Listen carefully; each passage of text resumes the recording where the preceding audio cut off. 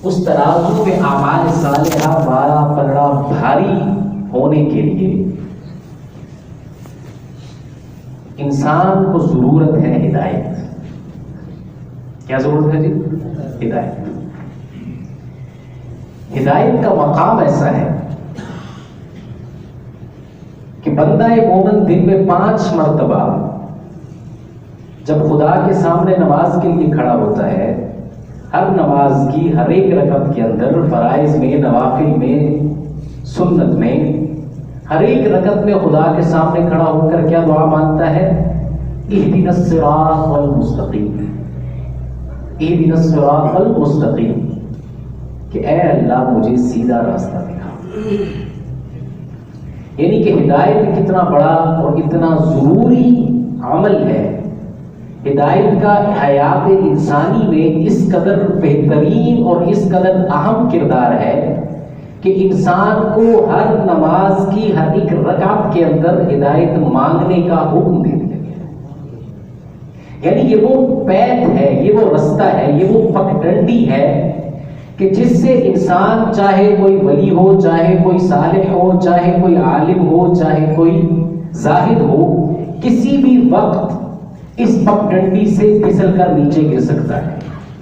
اس لیے پابند کر دیا ہے کہ ہر لمحہ، تاکہ جب کبھی بھی خدا کے سامنے کھڑا ہو، الحمدللہ رب العالمین الرحمن الرحیم مالک یوم الدین ایاک نعبد و ایاک نستعین اہدنا الصراط المستقیم، ہمیں دکھا سیدھا راستہ. اب ہدایت کا جو معاملہ ہے کہ بالکل رزق والا معاملہ ہے. جو معاملہ رزق کا ہے وہی معاملہ ہدایت کا ہے. اگر انسان قرآن کا مطالعہ کرے تو قرآن ہدایت کو اور رزق کو بہت جگہوں پر کچھ ایک ہی انداز میں واضح کرتا ہے. رزق کی بات آتی ہے تو کہتا ہے ان اللہ یرزق من یشاء. ہدایت کی بات آتی ہے تو کہتا ہے ان اللہ یہدی من یشاء، کہ وہ جسے چاہتا ہے رزق دیتا ہے. ان اللہ یرزق من یشاء، وہ جسے چاہتا ہے رزق دیتا ہے. اور جب ہدایت کی بات آتی ہے تو پھر کیا کہتا ہے؟ ان اللہ یہدی من یشاء، وہ جسے چاہتا ہے ہدایت دیتا ہے. اب یہاں پر انسان کے ذہن میں یہ سوال پیدا ہو سکتا ہے کہ جب اللہ نے یہ کہہ دیا کہ ان اللہ یہدی من یشاء، وہ جسے چاہتا ہے ہدایت دیتا ہے، تو وہ تو خالق کائنات ہے، وہ تو کاتب تقدیر ہے، اس نے تو لکھ دیا ہے. تو اب سوال یہ پیدا ہوتا ہے کہ میرے نصیب میں اگر اس نے ہدایت لکھ دی ہے تو مجھے ہدایت مل کر رہے گی، اگر ہدایت نہیں لکھی، گمراہی لکھ دی ہے تو وہ بھی مجھے مل کر رہے گی. اب بحیثیت انسان یہاں پر پھر انسان تھوڑا سا پریشانی میں مبتلا ہو جاتا ہے. بعض دفعہ یہاں پر تھوڑی سی کشمکش میں مبتلا ہو جاتا ہے، اور جب ان دونوں چیزوں کا آپس میں موازنہ کرتا ہے تو پھر سوچتا ہے کہ رزق کے بارے میں بھی وہ کہتا ہے کہ میں جسے چاہوں بے حساب دیتا ہوں، ہدایت کے بارے میں بھی کہتا ہے جسے چاہتا ہوں ہدایت دے دیتا ہوں. تو جب اس کے چاہنے اور نہ چاہنے پر بات موقوف ہے تو مطلب یہ ہوا کہ میرے لیے فیصلہ تو پہلے سے ہو چکا ہے. لیکن جب انسان اس پر تھوڑا مزید غور کرتا ہے، تدبر و تفکر کرتا ہے، پھر اسے سمجھ آتی ہے کہ رزق کا اس نے یہ کہہ تو دیا ہے، رزق کے بارے میں اس نے یہ کہہ تو دیا ہے کہ میں جسے چاہتا ہوں رزق دیتا ہوں، لیکن ساتھ میں اس نے یہ حکم بھی دے رکھا ہے کہ حصول رزق کے لیے اپنی دن رات کی محنت کرو. رزق کو حاصل کرنے کے لیے دن رات محنت کرو. سرور کائنات صلی اللہ علیہ وسلم، آپ صلی اللہ علیہ وسلم تشریف فرما ہے اور ایک صحابی آتے ہیں، اور آتے ہی آپ صلی اللہ علیہ وسلم کو مصافحہ فرماتے ہیں. آپ نے جیسے ہی ان کے ہاتھوں کو اپنے ہاتھوں میں لیا، مصافحہ فرمایا، تو ساتھ میں ہی محسوس ہوا کہ ان کے ہاتھ کچھ کھردرے ہیں. محسوس ہوا کہ ہاتھ کچھ کھردرے ہیں. تو آپ نے ان سے پوچھا کہ آپ کے ہاتھ کھردرے کیوں ہیں؟ تو کہنے لگے یا رسول اللہ صلی اللہ علیہ وسلم، میں مزدور آدمی ہے جی. کہنے لگے یا رسول اللہ صلی اللہ علیہ وسلم، میں مزدور آدمی ہوں، میں محنت مزدوری کرتا ہوں اور میری اس محنت کشی کی وجہ سے میرے ہاتھ کھردرے ہیں، زخم پڑے ہیں، اور قربان جاؤں پھر رحمت دو عالم و نبوت کے لب آپ صلی اللہ علیہ وسلم نے ان کا ہاتھ مبارک یوں اپنے ہاتھ میں لیا اور فوراً بوسہ دیا۔ تو رزق ان اللہ یرزق من یشاء بغیر حساب، ٹھیک ہے وہ جسے چاہتا ہے رزق دیتا ہے، لیکن اس کے ساتھ ہی حصول رزق کے لیے، رزق حلال کے لیے تگ و دو کا انسان کو حکم دے رکھا ہے، اور انسان نہ چاہتے ہوئے بھی فطرتی طور پر بھی یہ چیز انسان کی فطرت میں شامل ہے کہ وہ اس رزق کے حصول کے لیے دن رات محنت کرتا ہے۔ آپ کو بہت کم لوگ، یا شاید کوئی ایک دو بندے ایسے نظر آ جائیں جو کہیں دیوار کے ساتھ ٹیک لگا کر بیٹھیں گے اور کہیں گے اللہ نے کہا ہے رزق وہ دے گا، اب میں نے اس کے لیے کوئی ہمت نہیں کرنی، مگر نہ ایک عام انسان کے ذہن میں یہ بات فوراً آ جاتی ہے کہ رزق کا وعدہ تو کیا ہے لیکن میری محنت کے بعد مجھے اپنی تگدو کرنی پڑے گی۔ لیس للانسان الا ما سعی، اپنی سعی اور کوشش کے بعد پھر ہاں اس کا وعدہ ہے۔ اب یہی معاملہ پھر ہدایت کے معاملے میں لے لیجیے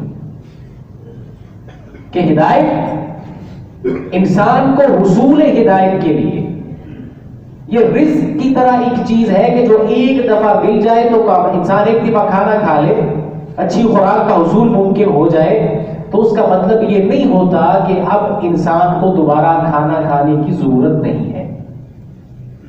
انسان کو مسلسل لگاتار خوراک کا حصول ممکن بنانا پڑتا ہے تاکہ اس کا نظام چلتا رہے، اور یہی بعین ہی یہی معاملہ ہدایت کا ہے کہ ہدایت بندہ مومن کو ہر ایک لمحہ چاہیے ہوتی ہے، اور یہی وجہ ہے کہ قرآن نے اس کو اس قدر واضح فرمایا ہے کہ انسان ہر نماز میں جب خدا کے سامنے کھڑا ہو کر ہر رکعت میں جب کہے گا اہدنا الصراط المستقیم اہدنا الصراط المستقیم، تو اس سے اسے اس ہدایت کی اہمیت کا اندازہ ہوگا، اور جب انسان کو اہمیت کا اندازہ ہوگا تو پھر وہ اس کے حصول کے لیے تبدو کرنے کی کوشش کرے گا،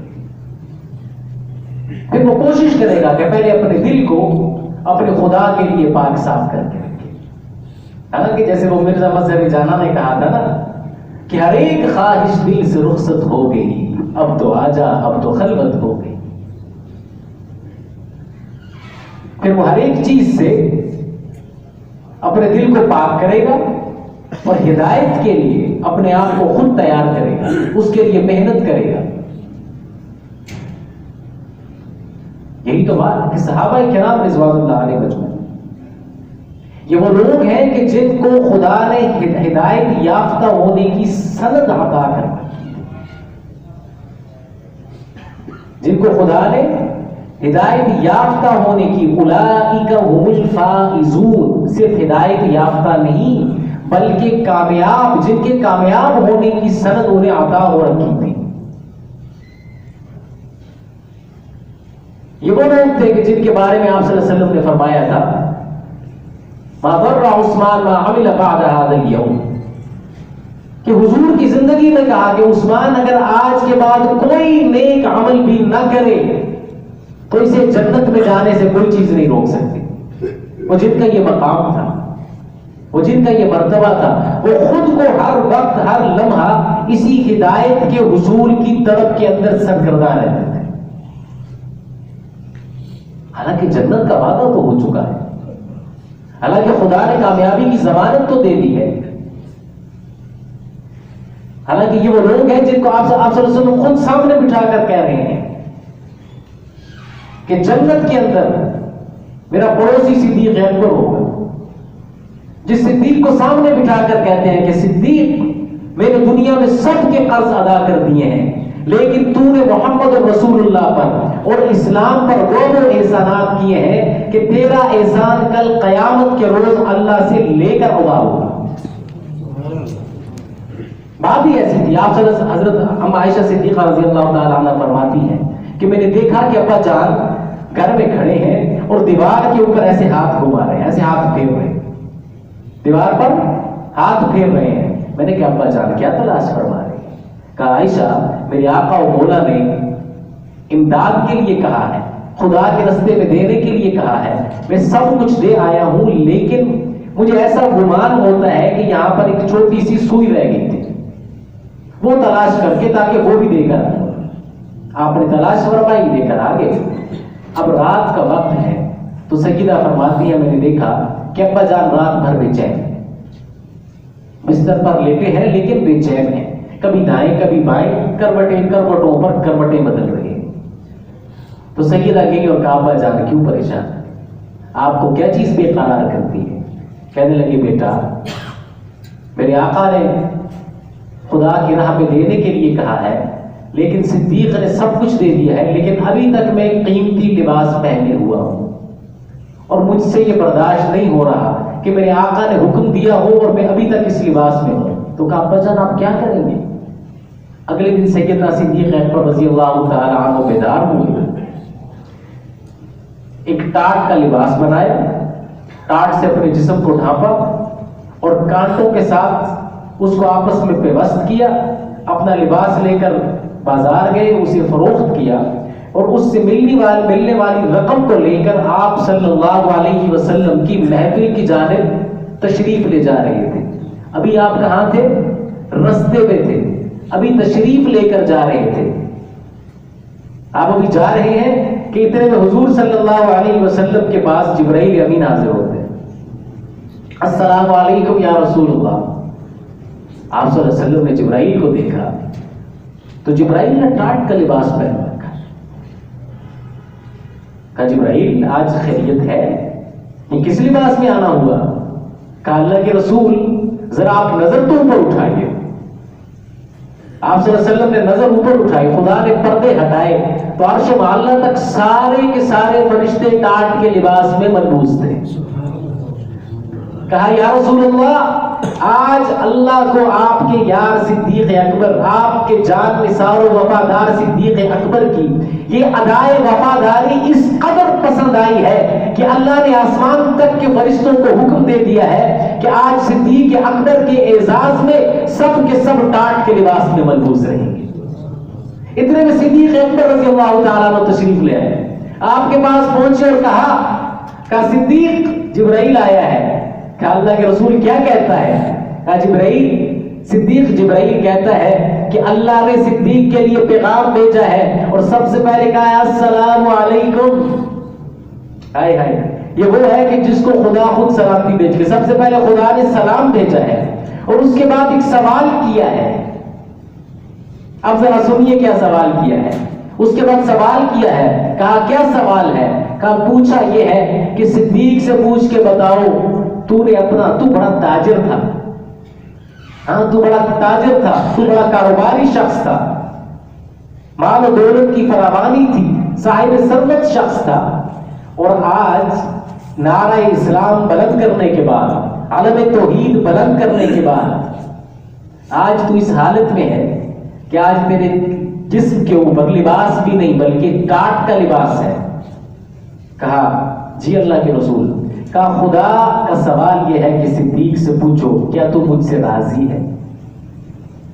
ساری دنیا، ہماری کوششیں، ہماری محنتیں کہ خدا ہم سے راضی ہو، یہ اس کا مقام دیکھیے کہ خدا پوچھ رہا ہے کہ محبوب اپنے جان نثار سے پوچھ کر بتائیے کہ صدیق کیا تو مجھ سے راضی ہے؟ صدیق اکبر کی چیخ نکل گئی۔ کہا یا رسول اللہ یہ سب کچھ ہی تو آپ کے قدموں پر قربان ہے، یہ سب کچھ تو اسی کا دیا ہوا ہے، حق تو یہ ہے کہ حق بھی ادا نہ ہوا۔ یا رسول اللہ سب کچھ خدا کا دیا ہے، میرے اللہ سے کہیے میں تجھ سے راضی ہوں، میں تجھ سے راضی ہوں۔ تو یہ وہ لوگ تھے کہ جن کے ہدایت یافتہ ہونے کی سند قرآن نے دے رکھی تھی، کہ جن پر مہر لگا دی گئی تھی کہ یہ ہدایت یافتہ ہے، لیکن ہدایت کا مقام اتنا بڑا ہے، سب سے پہلے تو وہ بھی پابند۔ اب صدیق اکبر کے لیے، فاروق و عثمان و علی کے لیے، ان کے لیے کوئی علیحدہ نماز نہیں تھی، خود رحمت دو عالم صلی اللہ علیہ وسلم کے لیے کوئی علیحدہ نماز نہیں تھی۔ آپ بھی جب خدا کے حضور کھڑے ہوتے تو یہی فرماتے اہدنا الصراط المستقیم، اہدنا الصراط المستقیم، مجھے دکھا سیدھا راستہ۔ صدیق کھڑا ہوتا تو کہتا مجھے دکھا سیدھا راستہ۔ عمر فاروق کھڑا ہوتا، عثمان کھڑا ہوتا، علی کھڑا ہوتا، وہ جس کو 40 دن بھوک و پیاس کی حالت میں رکھ کے بعد میں شہید کر دیا گیا، جس کے جنازے میں 4 لوگوں کے علاوہ کسی کو شریک نہیں ہونے دیا، جس کا مقام یہ تھا کہ آپ صلی اللہ علیہ وسلم نے کہا تھا کہ اگر مجھے خدا 100 بیٹیاں دیتا تو یکے بعد دیگرے ہر ایک بیٹی کا نکاح میں عثمان سے کرتا، وہ عثمان غنی۔ یہ سب جب حضور کی محفل میں آتے تو خود کو محاسبے کے لیے پیش کرتے اور خود کو اس ترازو میں جانچتے اور دیکھتے کہ کیا ہم ہدایت پر ہیں کہ نہیں ہیں، کہ ہم ہدایت پر ہیں کہ نہیں ہیں۔ تو ہدایت بالکل عین اسی طرح جس طرح انسان حصول رزق کے لیے کوشش کرتا ہے، ضروری ہے کہ حصول ہدایت کے لیے بھی کوشش کی جائے۔ قرآن کو دیکھا جائے، قرآن کو سمجھا جائے، قرآن کو پڑھا جائے، یا قرآن سمجھنے والوں کی محفلوں سے اپنا ربط بنایا جائے تاکہ انسان اس رائے ہدایت کے اوپر قائم و دائم رہے۔ تو دعا ہے کہ اللہ تعالی ہمیں ہدایت پر رہنے کی اور ہدایت پر چلنے کی توفیق عطا فرمائے۔ وما علینا الا البلاغ۔